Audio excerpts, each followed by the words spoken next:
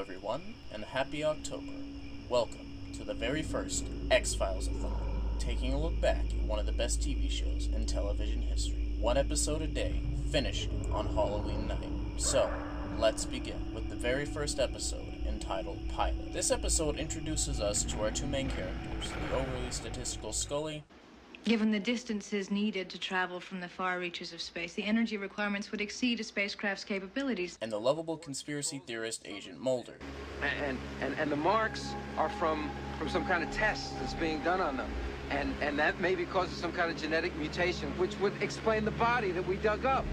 And the Force summoned Teresa Nemon's body into the woods tonight. Yes, but it was Billy Miles who took her there.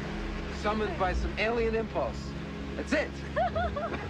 On a case in the small town of Bellefleur, Oregon, where they're there to investigate a series of kids being murdered, possibly by extraterrestrials. The actual story of this episode is kind of weak. It's your typical alien abduction story with a little bit of a twist. It's something that we will see done better many times in the future, but considering the fact that this was the first episode, I'll give it a pass. The real reason to watch this episode is the interaction between Scully and Mulder. Seeing how they interact this early on in their friendship is pretty interesting to watch. From their early interactions, it's easy to see how they end up being such a good team later on in the show. I especially like how Mulder doesn't fully trust Scully yet and thinks she's only there to spy on his work. That's the type of stuff I like in this episode. Even though the plot itself is a little underwhelming, the character shit definitely makes up for it. This episode lays the framework for the rest of the series and is a pretty good series opener in my opinion, and it is definitely worth a watch.